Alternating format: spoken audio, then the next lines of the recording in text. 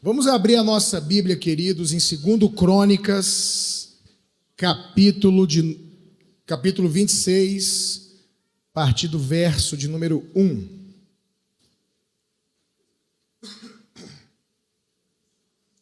Segundo Crônicas 26, a partir do verso 1, que diz assim: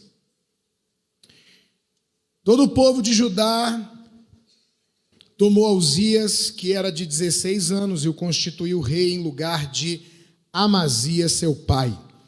Ele edificou a Elate e restituiu a Judá, depois que o rei descansou com seus pais. Uzias tinha 16 anos quando começou a reinar, e 52 anos reinou em Jerusalém. Era o nome de sua mãe Jecolias, e de Jerusalém. Ele fez o que era reto perante o Senhor, segundo tudo o que fizera Amazias, seu pai. Propôs-se a buscar a Deus nos dias de Zacarias, que era sábio nas visões de Deus, e nos dias em que buscou ao Senhor, Deus o fez prosperar. Saiu e guerreou contra os filisteus e quebrou o muro de Gate, o de Jabne, o de Asdod, edificou cidades no território de Asdod entre os filisteus. Deus o ajudou contra os filisteus e contra os arábios que habitavam em Gur-Baal e contra os meunitas. Os amonitas deram presentes a Uzias, cujo renome se espalhara até a entrada do Egito, porque se tinha tornado em extremo forte. Também edificou Uzias torres em Jerusalém, a porta da esquina, a porta do vale, a porta do ângulo, e as fortificou. Também edificou torres no deserto, cavou muitas cisternas, porque tinha muito gado, tanto nos vales como nas campinas. Tinha lavradores e vinhateiros nos montes e nos campos férteis, porque era amigo da agricultura. Tinha também Uzias um exército de homens destros nas armas. Olha como esse homem fez coisa, ficou olhando. Saiu a guerra em tropa, segundo o rol feito pelo escrivão Jeiel e Mazéias, oficial sob a direção de Ananias, um dos príncipes do rei. O número total dos cabeças, famílias, homens valentes, era de 2.600. Debaixo de suas ordens havia um exército guerreiro de 307.500 homens que faziam a guerra com grande poder para ajudar o rei contra os inimigos. Preparou-lhes Uzias para todo o exército escudos, lanças, capacetes, couraças, arcos e até fundas para atirar pedras. Fabricou em Jerusalém máquinas de invenção de homens, peritos destinadas para as torres e cantos das muralhas, para atirarem flechas e grandes pedras. Divulgou-se a sua fama até muito longe, porque foi maravilhosamente ajudado até que se tornou forte. Vamos parar por aí, depois a gente vai ler alguns versículos durante a ministração. O tema da mensagem hoje é: o que fazer para manter as suas conquistas? O que eu tenho que fazer para manter a minha bênção, segurar a minha vitória, manter as minhas conquistas? Talvez a gente ache que o mais difícil é alcançar, é conquistar. Mas eu quero dizer para você que o mais difícil, apesar de ser difícil, não é alcançar e conquistar. O difícil mesmo é manter a conquista, é segurar o que você conquistou. Quem aqui é casado sabe muito bem que casar tem as suas dificuldades. Mas o difícil mesmo, irmão, não é casar. O difícil é continuar casado. Esse é o grande desafio. O difícil mesmo, talvez, não é você conquistar a titularidade no futebol. Sou titular da seleção brasileira. Sou titular do meu time de basquete. O difícil mesmo é manter-se titular. Porque você tem que estar sempre jogando bem. E você tem que sempre estar não só jogando bem, mas jogando melhor do que alguém que está no banco, doido para ocupar o seu lugar. Então, manter vitórias, manter posições é o grande desafio. O desafio é conquistar e manter a conquista, é alcançar o topo e não cair, é receber e não perder. E sabe qual é o maior desafio para nós, irmãos? É começar bem e terminar bem. Porque 99% das pessoas começa bem, começa com boas intenções, começa com boas motivações, começa o seu chamado ministerial, e aqui eu não estou falando só de pastor, não só de quem é integral. Quando você vem servir Jesus, quando você vem para a igreja, o difícil mesmo não é você ir nos lugares. Por exemplo, vira e mexe, ou eu indico um pastor amigo meu para pregar numa igreja, ou alguém me indica para pregar numa igreja. E se eu indico alguém para pregar numa igreja, por amizade e credibilidade, na maioria das vezes aquele pastor leva o meu amigo. O difícil não é meu amigo ir lá, o difícil é ele voltar lá. Porque para ele voltar lá envolve muita coisa. Envolve ele ser um homem de Deus, ser usado por Deus, ser uma pessoa que sabe entrar e sair, que sabe manter portas, que se relaciona bem e assim por diante. Então, o grande desafio para nós é manter. Talvez você que está aqui hoje chegou em lugares e não se manteve nesses lugares. Você caiu, você perdeu, pode ser financeiramente, pode ser emocionalmente, espiritualmente, enfim. Pastor, eu quero então aprender hoje. O que eu faço para segurar, para manter as minhas conquistas e as minhas bênçãos? Primeira coisa, aprenda em casa como fazer ou como não fazer. Uma bênção que Uzias teve é que ele teve um bom exemplo dentro da casa dele. A Bíblia diz que ele começou a reinar no lugar do seu pai, e a Bíblia diz que o seu pai fez o que era bom. Ele imitou o pai. Então, Uzias, ele teve uma grande bênção, ele teve uma família, ele teve uma casa, ele teve um pai que foi um exemplo e uma referência para ele. E eu queria te fazer uma pergunta sobre a sua casa. Não é para você responder alto, por favor. Você que é casado ou você que é solteiro, eu quero perguntar sobre a sua casa de origem, de onde você veio, onde você nasceu. Não responda alto. A casa de onde você veio é uma casa que você diz assim: pastor, eu vivi numa família maravilhosa, estruturada. Eu sonho em formar uma família igual à família que eu vim, de onde eu vim. Não estou falando de perfeição, porque isso não existe. Também não estou falando de características, porque, por exemplo, eu não vim de uma família desse jeito, como Uzias.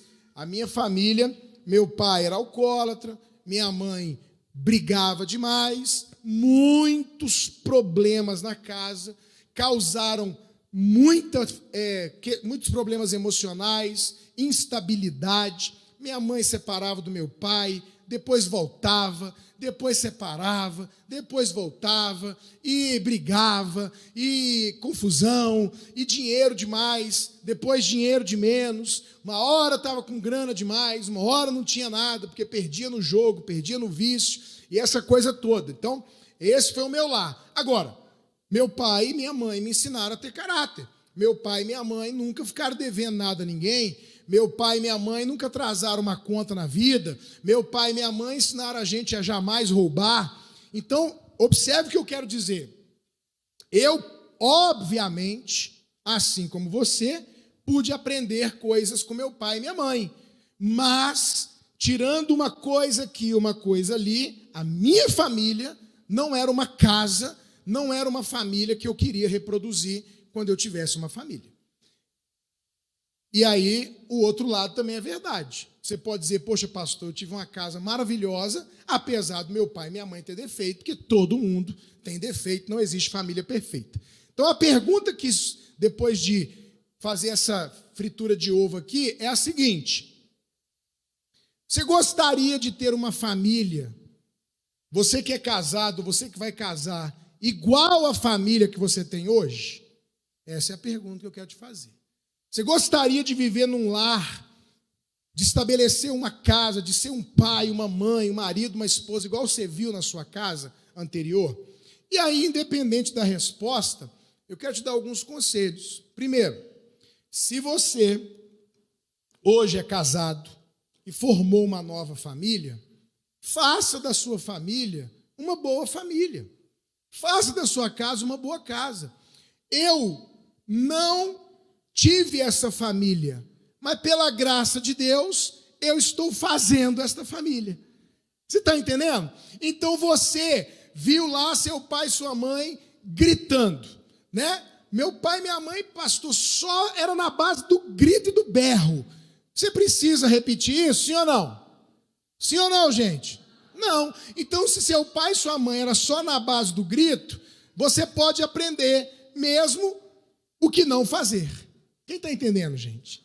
Se você viu seu pai e sua mãe mentindo, se você viu seu pai e sua mãe enrolado financeiramente, gente ruim, que engana, que não cumpre palavra, você pode ver isso e fazer exatamente o quê?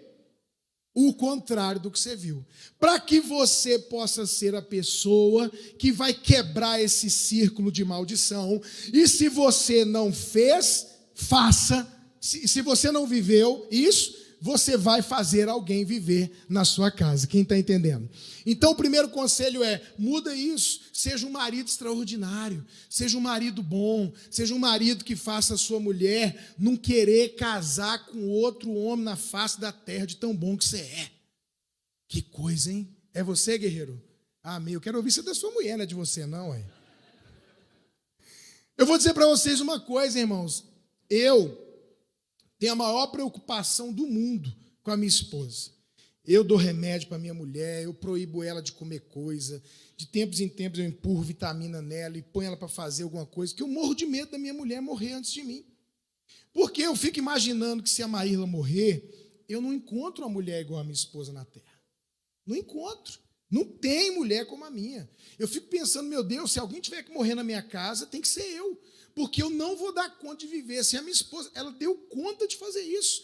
Eu já fico desesperado com a ideia de, por acaso, viver sozinho na terra ou perder a minha esposa. Por quê? Porque ela é uma mulher extraordinária. Ela não teve uma família desse jeito, mas ela se tornou essa esposa. Eu não tive uma família desse jeito, mas estou tentando me tornar esse marido. Então, faça isso em nome de Jesus. Se você teve, imite o que aconteceu lá. Se você não teve, seja essa pessoa. Amém? Agora, deixa eu falar uma coisa para você. Imite o que é bom. Tem gente, irmãos, que tem vergonha de imitar. É engraçado que as pessoas, elas não têm vergonha de imitar coisa besta, coisa boba, coisa ruim, coisa fútil. Parece um jogador de futebol com a cabeça roxa, parece um menino, um monte de menino de cabeça roxa, pintando o cabelo de roxo. Parece uma famosa com a calça rasgada, o povo está rasgando as calças. Parece alguém com uma moda qualquer lá, o povo entra na moda qualquer e quer fazer igual. Mas quando é para imitar o que é bom, tem vergonha. Tem vergonha. Ah, eu não vou fazer isso, não vou fazer aquilo. Deixa eu te falar, já inventaram a roda. Já inventaram um monte de coisa. Pega o que está dando certo, olha para quem está dando certo e simplesmente faça igual para obter o mesmo resultado. Imite o que é bom. Alguém está dando certo financeiramente? Tá, pastor.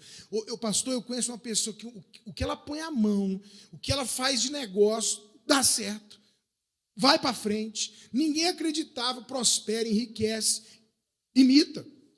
Você conhece alguém que está tendo sucesso na criação dos filhos? Imita. Você conhece alguém que está dando certo na saúde? Imita. Você conhece alguém que emagreceu? Imita. Fala, eu quero conviver com você uma semana para ver o que você come e como é que você come. Vou fazer igualzinho. Quantas batatas você pega? 2. Eu vou pegar 2 também. Não pega 1 nem 3. Imita. Para de querer inventar o que já está inventado. Imite o que é bom e não tenha vergonha disso. Segunda coisa, a Bíblia diz que ele buscava a Deus. Olha aqui. E diz assim o texto: e enquanto buscou a Deus, Deus o fez prosperar. Enquanto buscou a Deus, Deus o fez prosperar. Sabe o que acontece, irmãos? Qualquer prosperidade que você viva, que não seja fruto de busca de Deus, ela passa. Qualquer prosperidade que você alcança com a sua própria força, com a sua própria inteligência, ela vai. Quantas e quantas pessoas prosperaram e não são prósperas mais? Quantas pessoas conquistaram e perderam? Quantas pessoas tiveram e não têm? Por quê? Ou porque conquistaram sozinhas, ou porque buscavam a Deus, mas pararam de buscar. E o texto diz, enquanto buscou a Deus, Deus o fez prosperar. Tem coisas na vida que tem exceção. Tem coisas que não tem. É impossível. Não tem um registro na história e jamais terá. Não será registrado isso em lugar nenhum, porque é impossível você se aproximar de Deus e não ser abençoado. É impossível. Se a gente pegar essa bandeira aqui para representar Deus, põe na sua cabeça uma coisa. Se você busca Deus, se você vai para perto de Deus, Deus é amor. Deus é paz, Deus é vitória, Deus é alegria, Deus é dono do ouro, da prata, Deus engrandece o nome das pessoas, Deus faz coisas tremendas. Quanto mais eu chego perto de Deus, mais perto de tudo isso eu estou. Quanto mais perto de Deus, mais disso eu recebo.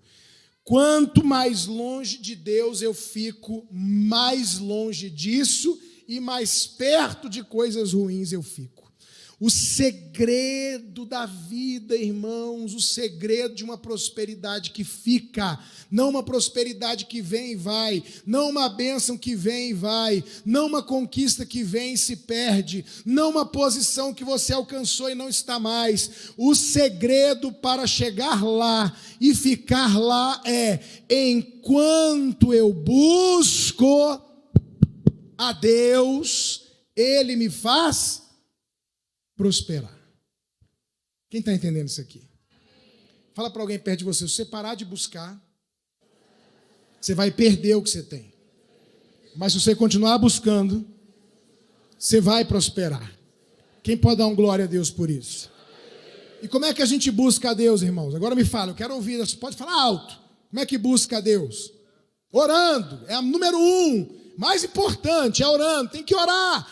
Quem ora vai até Deus, quem ora busca a Deus, quem ora está indo para Deus. Não é orar um dia, uma semana, não, é todo dia. O que mais?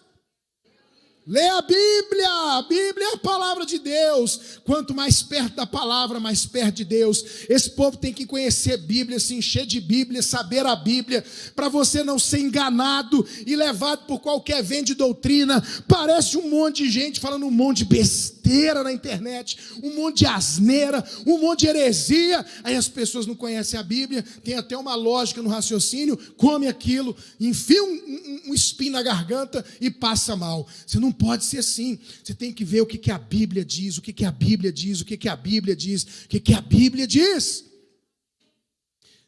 A gente busca a Deus orando, busca a Deus lendo que mais? Jejuando. Que mais? Igreja. Na igreja. Viu, povo online? Na igreja. A não ser quem não pode mesmo. Que mais? Servindo a Deus, GC, evangelismo, tudo que tem a ver com Deus eu busco. Eu vou para oração, eu vou para o louvor e a adoração que tem na igreja, eu clamo, eu jejuo, eu leio a palavra, eu quero conhecer Deus, crescer no conhecimento de Deus, e aí eu vou fazer esse caminho. Cada vez que eu vou fazendo, eu vou chegando perto. Irmão, é impossível. Se você for chegando perto, vai acontecer. Aí eu quero eu mesmo dar um argumento. Pastor, mas teve um homem na Bíblia que fez isso e sofreu. Quem é ele? Jó. Jó fez isso e sofreu. Pois é, primeiro que é uma raridade. Segundo, mesmo quando alguém fazendo isso sofre, tem um propósito, tem um objetivo, e no final o que aconteceu com Jó? Ele recebeu o quê? Restituição, o dobro, 7 vezes, mulher, menino, Anos e anos e anos e anos de tanta bênção, de tanta vitória, de tanta alegria, de tanta comida, de tanta bebida, de tanto neto, de tanta coisa boa, que ele mesmo falou: eu estou farto de viver. Não aguento mais viver, a vida está boa demais. Tem 200 anos que a minha vida não tem um problema, nada. Por quê? Porque o que acontece raramente de alguém sofrer nesse nível, Deus está provando, quando passa, ele dá o dobro, ele dá o triplo, ele faz, que Jó teve muito mais, muitos anos, e morreu farto de dias. Então, você quer ter uma prosperidade que não perde? Você quer ter uma vitória na sua empresa, na sua família, na sua vida, que não vai embora? Você quer alcançar um lugar e não quer cair desse lugar? Nunca pare de buscar a Deus. Enquanto ele fez isso, ele prosperou.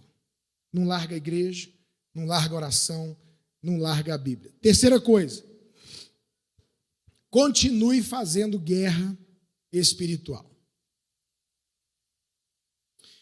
Ele lutava as guerras. Gente, uma coisa para vocês, uma coisa na cabeça de vocês. O diabo sempre está aí. Sempre. O diabo só não vai estar aqui quando acabar tudo. O diabo sempre está aí. E põe na sua cabeça, ele não tira férias. Esse miserável não aposenta. Não para, não dorme, não cansa. Ele está aí. E qual que eu considero o erro de muita gente? Muita gente faz como eu fiz há anos atrás. A vida está boa, aí a pessoa está vendo a vida. Tudo normal. Aí começou uma guerra, uma luta, um problema. Aí quando começa um problema, o que as pessoas fazem? Oram, jejua, confessa pecado, se santifica. Aí vence o inimigo. Aí o que eles fazem? Relaxa de novo. E vai vivendo. Quando começa a ter problema, ora, jejua, corre para a igreja, vem para a campanha, porque está com problema. Eu cansei de viver assim, irmãos. Sabe o que eu decidi fazer? Eu decidi manter o diabo dentro do buraco. Eu não quero que ele saia. Então, teve um momento na minha vida, uns 15 anos atrás, mais ou menos, que eu orava e jejuava para vencer o inimigo e fazia isso. Aí o que eu fiz? Eu orei, jejuei e venci o inimigo. Aí estava tudo tranquilo. Aí eu pensei assim, rapaz, antes que o inimigo saia, eu vou orar e jejuar de novo. E vou me santificar. Eu vou jejuar. Mas por quê? Está tudo bem. Não tem motivo para eu jejuar, não. Mas eu vou jejuar. Eu vou jejuar e eu vou manter a guerra espiritual. E eu vou manter repreendendo Satanás. E eu vou manter falando para ele não se levantar. E eu decidi, irmãos, fazer a mesma coisa que eu fiz em relação à minha saúde. Apesar de você ver que eu estou meio rouco, uma gripe aí que pegou minha pastora Eline, pastora Maíla e pastora Juliana. Está tudo de cama. Eu peguei também, porque a gente ficou no mesmo carro lá em Gramado, mas a única coisa que aconteceu comigo foi rouquidão. Só. Não estou com febre, não estou com nada. Só fiquei rouco. E uma tossezinha, mas bem leve. Estou dormindo normal, acordando normal, trabalhando normal, indo para academia, tudo normal. Só que tem uma coisa, irmão. Eu adotei um estilo de vida um pouco mais saudável que o normal e eu faço as coisas diariamente. Todo dia de manhã eu tomo o que eu chamo de shot da imunidade. Todo dia de manhã eu ponho água, limão, própolis, gengibre, cúrcuma, canela, vinagre de maçã. Pensa num trem ruim. Mas é ruim. Aí é que tá, né? É ruim aqui, mas é bom aqui. O doce é bom aqui e é ruim aqui. Eu tomo todo dia óleo de alho, vitamina C. Então, coronavírus veio, eu fui assintomático, nunca usei máscara, nunca deixei de pegar na mão de ninguém. Todo mundo lá em casa pegou, eu continuei beijando, abraçando, tudo normal. O pessoal gripou aí, morrendo, estou aqui só rouco. Agora, minha mulher, sabe o que ela faz? Ela não toma própolis, ela não toma limão, ela não toma cúrcuma. Aí, quando ela gripa, ela fala, me dá aquelas coisas que você toma. Só que agora não adianta. Esse tipo de remédio é um tipo de remédio que nem é remédio preventivo. Ele é de fortalecimento da imunidade. Ele é para você não adoecer ou quando adoecer, não baquear, não cair, não morrer. Ah, irmão, eu saio do Rio Grande do Sul, venho para cá, agora eu vou para Manaus, de Manaus eu vou para Santarém, Santarém eu volto para cá, vou para Goiânia, é avião, é gripe A, B, C, D, é Europa, Estados Unidos, ar-condicionado, bafo quente, sobe, desce, anda, encontra gente. Se eu não tiver imunidade forte, pum, cai mesmo. Então o que acontece? Eu cuido dessas coisas para não baquear. Agora o que ela tem que tomar? Agora é Naldecon. Agora é antibiótico. Esses remédios são para esse momento. Eu tomo essas coisas aqui para não tomar esses remédios e não ver esse momento. Está entendendo? É a mesma coisa o capeta. O povo quer tomar própolis quando o diabo já apareceu. Não adianta. Você tem que fazer quando? Antes. Você tem que manter o inimigo debaixo de tiro, de pancada, de ataque. Não seja alguém reativo. Não seja alguém que vai reagir ao diabo. Seja alguém que vai agir contra o diabo. Então o que eu faço? De tempos em tempos, eu estou jejuando, irmão. Não precisa ter problema, não. Eu vou jejuar. Estou na minha oração, está tudo bem. Estou pedindo aqui pela construção da igreja, estou pedindo para quitar o carro, estou pedindo para Deus abençoar o Josué, estou fazendo uma oração aqui e ali, mas mesmo que aparentemente eu olhe do muro e não veja nada no mar, não veja nenhum inimigo nos portões, sabe o que eu estou fazendo? Todo inimigo que se levanta contra a minha vida, contra a minha família, contra a minha igreja, eu repreendo, eu não aceito. Se tem algum demônio pensando em se levantar, Jesus declara a derrota, a queda. Eu faço guerra espiritual constantemente. E isso faz você se manter na sua posição e deixar o diabo com a cabeça sempre dentro do buraco. Porque se ele pensa em colocar para fora, você já está dando uma paulada e não tendo que dar uma paulada quando ele já está em cima de você. Quem está entendendo, irmão? Então, você quer manter as suas conquistas? Mantenha-se em guerra espiritual, constantemente. Agora, olha o que esse cara faz que agrada a Deus. Ele faz guerra contra os inimigos de Deus e contra os inimigos do seu povo. Os inimigos de Deus e os inimigos do seu povo. Olha a promessa para quem faz guerra contra os inimigos de Deus e inimigos do seu povo. Põe o verso 7 aí. Deus o ajudou contra os filisteus, arábios, Gurbaal e os meunitas. O que Deus faz com quem se levanta contra os inimigos de Deus e do povo da sua nação? O que Deus faz? Deus ajuda. Diga assim comigo, Deus.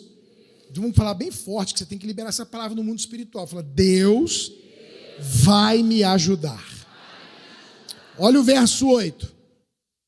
Os amonitas deram presentes a Uzias. Aqueles que se levantam contra os inimigos vão ganhar o quê? Presentes. Fala assim, eu serei recompensado. Outra coisa que acontece, cujo renome se espalhara até a entrada do Egito. Sabe o que acontece, irmãos? Engrandecimento do nome. Reconhecimento. Fala assim, serei reconhecido e engrandecido. E fala lá embaixo que eles tinham se tornado extremamente forte. O que vai acontecer? Será fortalecido. Diga amém. Põe o verso 13 agora. Debaixo das suas ordens havia um exército guerreiro de 307.500 homens que faziam a guerra com grande poder para ajudar o rei contra os inimigos. Sabe o que não vai faltar para quem decide se tornar inimigo dos inimigos de Deus? Não vai faltar ajuda. Seremos ajudados. Por isso, há 30 anos, quanto tempo eu falei? 30 anos, 29 para ser exato, há 29 anos, eu falo contra algo que é inimigo da igreja, que é inimigo da nação, e que é inimigo de Deus. O que, pastor? Qualquer coisa ligada a comunismo e socialismo é inimigo de Deus, é inimigo da igreja e é inimigo da família. Qualquer coisa ligada a isso. Eu não faço essa guerra, irmãos, há 2 anos, nem 4, nem 8, nem 10, nem 12, nem 15. Faço essa guerra há 29 anos. Sabe por quê? Porque eu li, eu estudei, eu olhei, e eu sei que a ideologia de esquerda, ela é anti-Deus, anti-igreja e anti-família. E isso é inimigo de Deus, não é um partido, isso é um inimigo da igreja. Por isso eu não tenho medo de fazer guerra contra esses que são inimigos. E sabe qual é a minha sensação? Sabe qual é a minha sensação? A minha sensação é a mesma daquele videozinho da internet, que muita gente aqui já viu, de um homem de pedra, que ele vê uma bola de pedra vindo, descendo a montanha. Quem viu esse vídeo? Deixa eu ver, quem viu? Pois é, a minha sensação é essa. Está vindo a bola de pedra, e aí ele corre, entra na frente, ele é enorme, aí tem um castelinho aqui, desse tamanhozinho assim, ó. Aí ele segura a bola de pedra vai arrastando, ele está fazendo o maior sacrifício para segurar. Quando ele trava a bola, a perna dele encosta numa torrezinha assim, ó, e ela quebra. Aí todo mundo que está aqui começa a tirar bomba, flecha, pedra nele. E ele está aqui segurando a pedra. Que o objetivo da pedra é destruir eles. E ele está fazendo, gente, eu estou tentando salvar vocês. Eu estou tentando impedir que a pedra estoure vocês. E esse povo que não sabe nada, não leu nada, nunca leu o Manifesto Comunista, nunca leu uma obra de Karl Marx, não sabe que feminismo não é revolução feminina, é revolução sexual, sabe nada. Começa a tirar pedra na gente. Começa a postar no Instagram. Diz que vai sair da igreja. A vontade que dá é fazer a mesma coisa do vídeo. Sair da frente, deixar essa pedra passar em cima e arrebentar. Porque tudo que a gente está tentando fazer é impedir que a pedra arrebente a nação, arrebente a igreja, arrebente os valores da família, que é tudo pelo que eu brigo. Eu brigo pelo evangelho, eu brigo pelo reino, eu sou pastor de família, de valores, não é de aborto, não é de adultério, não é de prostituição, nada disso. E aí querem que eu me cale diante de alguém que é inimigo dos propósitos de Deus. Não me calarei. E aqueles que não se calarem, e aqueles que tiverem coragem, vão receber essas promessas aqui, ó. Você vai ter ajuda, você vai ser recompensado, você vai ser engrandecido, vai ser fortalecido e vai ter gente para te ajudar. O Enéas, na época que a gente era enganado, manipulado, eu fui manipulado burramente. Eu olhava o Enéas e falava, cara, esse cara é louco, ele tem problema mental, ele deve mental esse Enéas. Eu lembro do Jô Soares fazer chacota do Enéas, eu dizia, gente, pelo amor de Deus, como é que alguém para ouvir esse cara?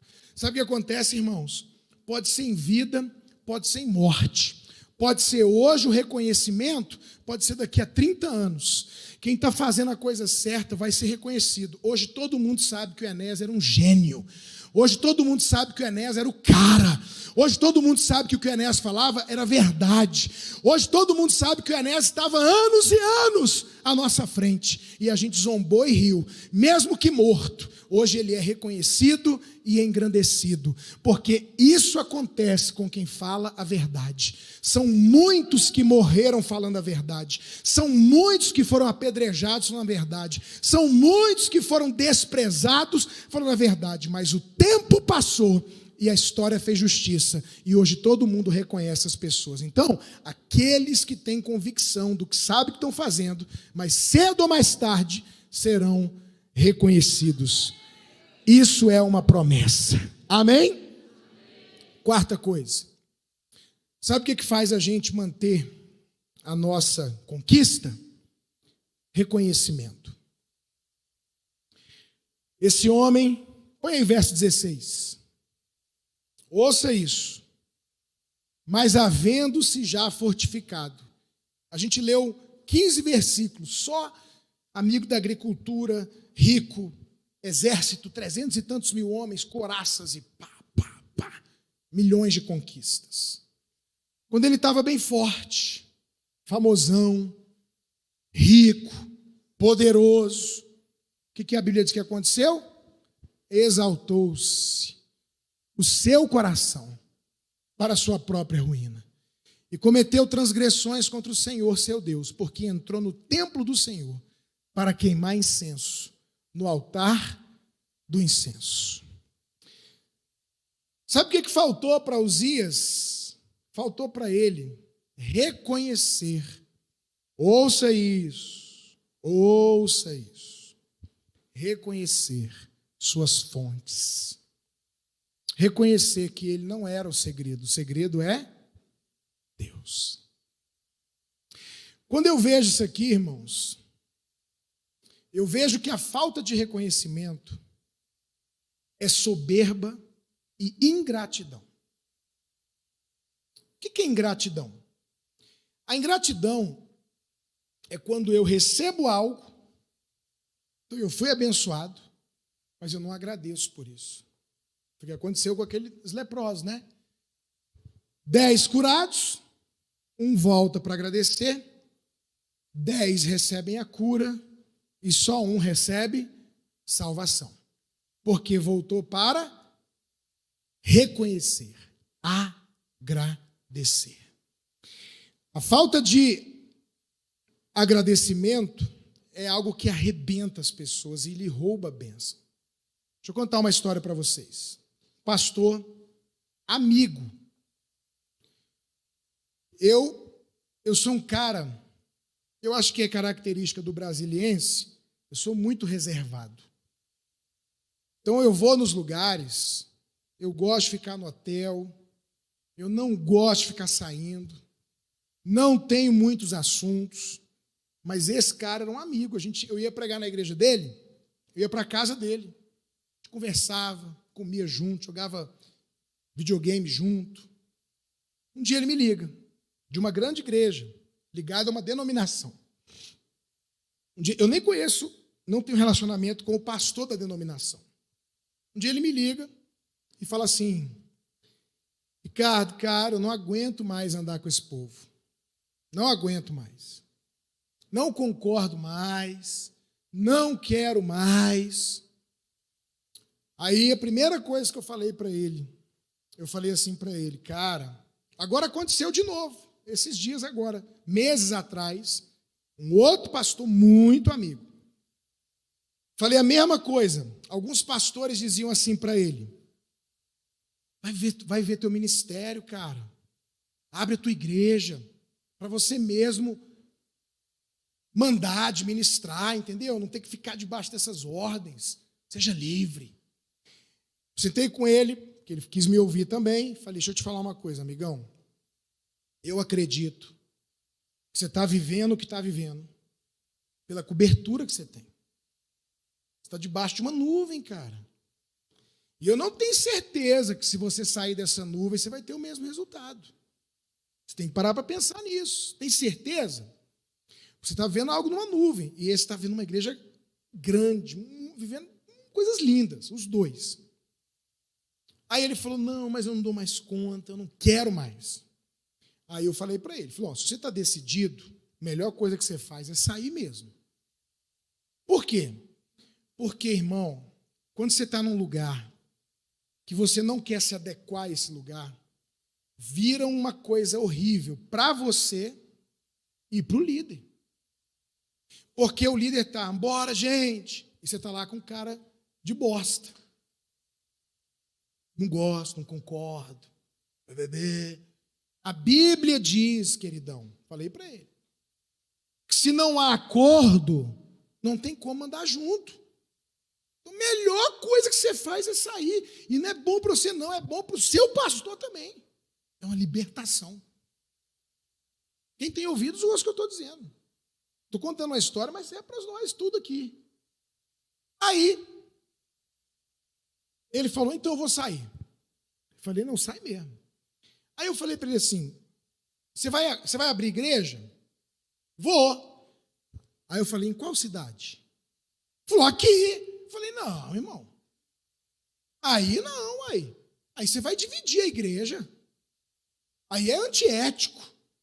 Aí é divisão. Deus não está na divisão. Aí é errado, é pecado. Ah, não, mas o meu chamado é para essa cidade aqui. Aí eu falei, não, ó, você não disse que Deus está com você? Você não disse que Deus falou para você sair? Você disse que não aguenta mais? Então você tem certeza que Deus vai te abençoar, não tem? Tem, então vai para outra cidade.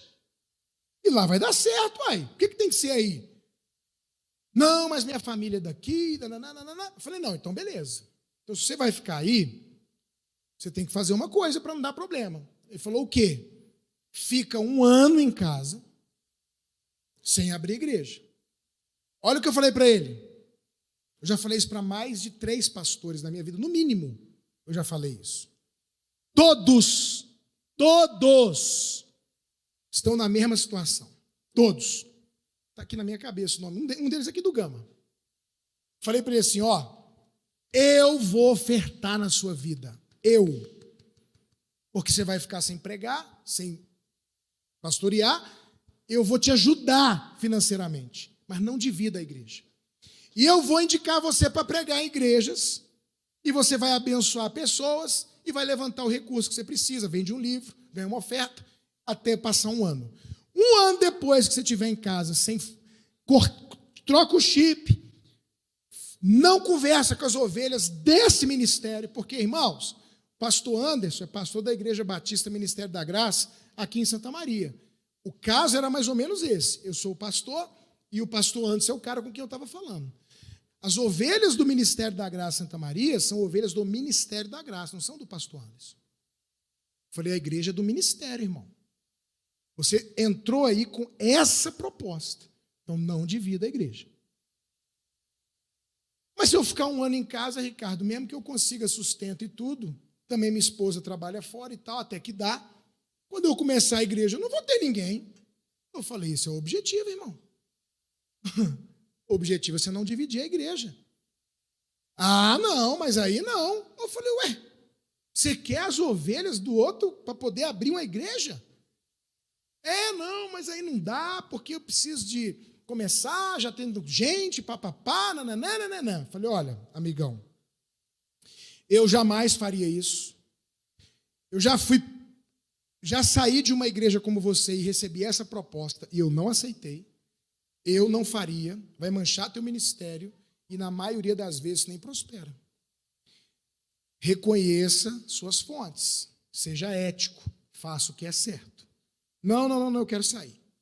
E eu vou abrir a igreja, eu tenho a palavra de Deus para cá, e ppp e papapá.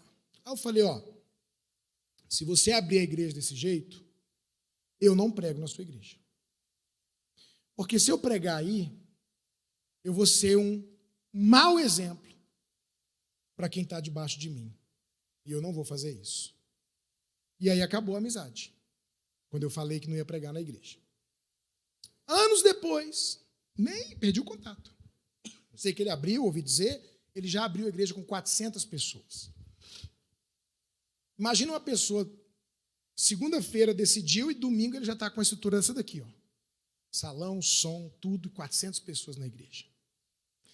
Anos depois, eu estou numa outra grande igreja nessa cidade. Estou jantando com o pastor. E eu falo, pastor, e o fulano de tal?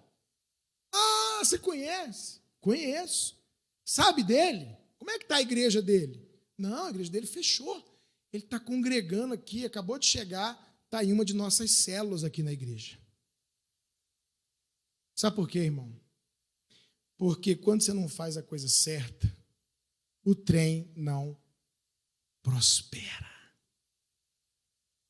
O segredo daquela igreja ser grande, o segredo da outra igreja aqui no Gama, o segredo da outra igreja lá em Curitiba, não é a pessoa, irmão, é a fonte, é a cobertura que ela está. Você está entendendo?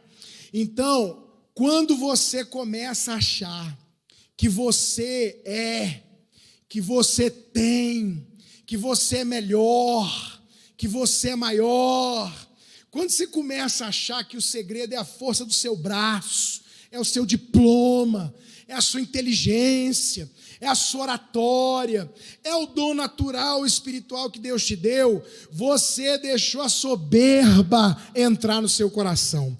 E aí sabe o que acontece? Quando entra em gratidão ou soberba, a gente deixa de reconhecer a fonte. E a fonte é o Senhor. Ninguém aqui tem luz, ninguém. Nós somos portadores da luz. Ninguém aqui é a fonte, nós somos apenas canais por onde a água passa. Mas somos tentados a achar que a água brota de nós. Somos tentados a achar que somos iluminados. Somos tentados a achar que nós somos melhores, que é a gente que deveria estar no lugar X, Y. Por que aquele está e eu não estou? Sabe por quê? Porque ele reconhece a fonte. Porque ele sabe que coisa nenhuma vem se não for do alto, descendo do Pai das luzes, em quem não há mudança e nem sombra de toda boa dádiva e todo dom perfeito vem do alto. É Ele. Sabe por que alguém é abençoado? É Ele. Tem muita gente sem diploma, rico. Tem muita gente com diploma fazendo Uber. Tem muita gente muito melhor do que eu e do que você e não ocupa o nosso lugar. Por quê, irmãos? Porque o segredo não sou eu nem você, o segredo é o Senhor. E no caso, o segredo pode ser a igreja que você congrega, o pastor que te dá cobertura. Porque todos eles saíram debaixo da nuvem, morreu o ministério. Não era eles, era a fonte. Não era eles, era a cobertura que eles desfrutavam. Tome muito cuidado com a soberba. Eu faço uma oração há anos do salmista. O salmista diz: também da soberba guarda o teu servo, para que ela não me domine. Então, olha o que a Bíblia diz: eu serei irrepreensível e ficarei livre de grande transgressão. Eu vou repetir. Repete comigo. Vamos orar junto? Também da soberba guarda o teu servo, que ela não me domine. Então eu serei irrepreensível e ficarei livre de grande transgressão. Tudo que tem de bom para nós vem de Deus. E tudo que nós temos gozado de proteção e cobertura vem das nossas coberturas. Eu reconheço a cobertura do meu pastor e da minha pastora. Eu reconheço a cobertura da família a quem eu decidi que seria a família que me daria cobertura. Você está aqui na igreja? Tô. Deus plantou aqui, plantou. Fica aqui, meu filho, porque você está sendo abençoado, é aqui. Amém? E por último, eu quero te dar um conselho final. Esse conselho final, ele pode parecer demais. Eu só quero dizer que não tem essa intenção, mas cada um acha o que quiser achar. O conselho que eu vou dar agora parece que tem a ver comigo, mas não tem a ver comigo por duas razões. Primeiro, não tem a ver comigo, porque eu não sou um cara que ligo, olha, presta atenção, muito para o que falam de mim. Obviamente que eu ligo para o que falam de mim, porque eu sou ser humano, mas eu não ligo muito, pastora Marta. Eu sou meio sem alma. Eu não sou emocional. Então o nego põe na internet, manda mensagem, a não ser que seja alguém que eu amo, um amigo, minha família, aí sim. Mas alguém que falou, que acusou, que escreveu, né, umas coisas, eu olho lá e às vezes quer dar aquela arranhadazinha, mas eu normalmente passo por cima. Então eu não sou esse cara que ligo muito para o que falam de mim. Segunda coisa, a nossa igreja nunca teve um racha, graças a Deus. Nunca teve ninguém que rachou. Os pastores saíram daqui, a gente é amigo, todos eles encontro, tudo normal. Não sei de nada aqui na igreja hoje contra mim. Quem não gosta de mim aqui, esconde tão bem que eu nem sei. Eu sei que tem, mas está bem escondido, parabéns. Não estou vendo ninguém falando mal de mim, não estou vendo nada demais. Que fala, irmão, lógico, mas está tudo no padrão da normalidade. Né? Nós não estamos enfrentando um problema na igreja de divisão, nada, nem em Santa Maria, nem em Caldas Novas. Meu Deus, está tudo na bênção, eu amo essa igreja e eu sinto o amor da maioria por mim e pela minha família. Obrigado, Jesus. Mas eu quero dizer uma coisa para você. Não mexa com o homem de Deus. E eu estou dizendo isso por você, não é por mim. Deus sabe que eu estou falando por você e não por mim. Põe aí o verso 17 para nós. Eu vou terminar com isso. Porém, depois daquela bobeira que ele fez, de entrar no templo, queimar incenso, não era para ele ter feito isso. Olha que coisa maravilhosa, ele era o rei, podia mandar matar qualquer um. Mas quem é homem de Deus, irmão, fala o que tem que falar e se posiciona, não interessa. Porém, o sacerdote Azarias entrou após ele, com 80 sacerdotes do Senhor, homens da maior firmeza, gente de Deus, gente séria, gente comprometida. E resistiram ao rei Uzias, e lhe disseram: a ti, Uzias, não compete queimar incenso perante o Senhor, mas aos sacerdotes, filhos de Arão, que são consagrados para este ministério, para este mistério. Sai do santuário, porque você transgrediu, nem será isso para a honra tua da parte do Senhor Deus. Então Uzias se indignou, tinha um incensário na mão para queimar incenso. Indignando-se ele, pois, contra os sacerdotes, na hora que ele ia gritar, falar, talvez mandar prender, mandar matar, o que aconteceu? A lepra lhe saiu na testa, perante os sacerdotes, na casa do Senhor, junto ao altar do incenso. Continua. Então o sumo sacerdote Azarias e todos os sacerdotes voltaram-se para ele, e eis que estava leproso. E apressadamente o lançaram fora, e ele mesmo se deu pressa em sair, visto que o Senhor o ferira. Assim, ficou leproso o rei Uzias até o dia da sua morte. E morou, por ser leproso, numa casa separada, porque foi excluído da casa do Senhor.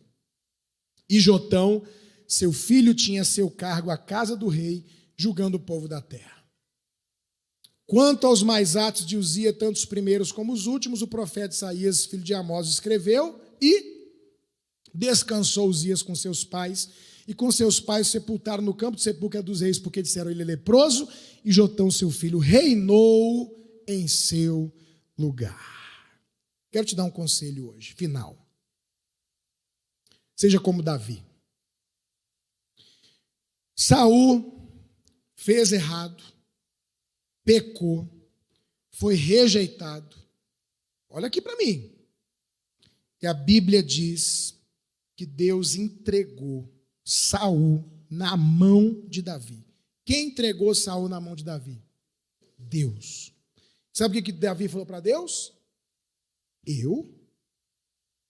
Tocar no ungido? Toco não. O senhor não desungiu ele? O senhor desungiu ele? Não, não desungi não. O senhor tirou ele do reinado? Não, não tirei não. Eu? Eu vou tocar no ungido? Não. No rei? Não toco não. Essa decisão de Davi fez Davi ficar mais tempo no deserto, mais tempo caluniado, mais tempo sofrendo, mais tempo fora do trono, mais tempo sem mulher, sem comida, sem bebida, sem tudo que um rei podia ter. Essa decisão de Davi fez ele não tomar posse do que ele podia ter tomado muito tempo antes, porque ele tomou uma decisão final na vida dele. Sabe qual foi a decisão final da vida dele? Quem toca em ungido é o Deus que ungiu. Eu não. Mesmo que Deus entregou Saul nas mãos de Davi. Ele falou, eu vou tocar no ungido, e amanhã, se alguém tocar em mim, eu dei a brecha. Eu vou matar um rei? Amanhã alguém pode me matar quando eu for rei. Não vou fazer isso. Você entendeu a postura de Davi? Qual é o resultado de quem mexe com o homem de Deus, irmãos? Mesmo quando o homem de Deus está errado. Porque tem um ditado que é verdade, que Deus vive esse ditado. A Bíblia mostra esse ditado em outras palavras. O ditado é, um erro não justifica outro erro. Quando você mexe com o homem de Deus, meu querido, vem lepra para a sua vida. Lepra física? Não.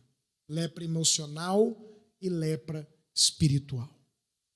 Você começa a ficar adoecido no seu ministério, no seu chamado e nas suas emoções. Escreve o que eu estou falando. O que acontece quando você mexe com um homem de Deus? Solidão. Você é excluído. E às vezes tem gente excluindo e a pessoa mesmo, exatamente como ele fez, se exclui. O jeito dela, a atitude dela, a lepra dela, a doença emocional dela, a bobajada que fala, faz ela mesmo porque ela está adoecida. Ela fala pus, ela fala doença, gera solidão. Ficou sozinho, isolado, excluído. Sabe o que gera também? Perda do reino, perda do que tinha. Ele perdeu tudo que ele tinha, conquistou, arrebentou, ficou famoso, reinou 52 anos, tudo maravilhoso, imitou no início o pai, teve uma boa família, tudo. Perdeu as conquistas, porque se meteu a se indignar e a mexer com o ungido de Deus. Tem alguém, eu estou falando de mim? Não. Estou falando só desses pastores aqui? Não. Qualquer pastor. Não existe, irmãos, ministério de exortar pastor. Quem toca em pastor é o próprio Deus. A Bíblia diz que os anjos das igrejas estão nas suas mãos. Nas suas mãos. Ele levanta e tira, ele faz o que ele tem que fazer. Não se meta, porque um erro não justifica outro erro. E isso é perigoso. Você viu um homem de Deus? Viu alguém que Deus ungiu? Vi, pastor? Veja na testa dessa pessoa. Cuidado. Danger. Não cruze essa linha. Para o seu próprio bem. Porque se você se levanta contra, pode vir lepra, doenças emocionais e ministeriais, exclusão, solidão e perda das suas conquistas. Você não quer perder suas conquistas, não? Quero não, pastor. Fica de pé no seu lugar.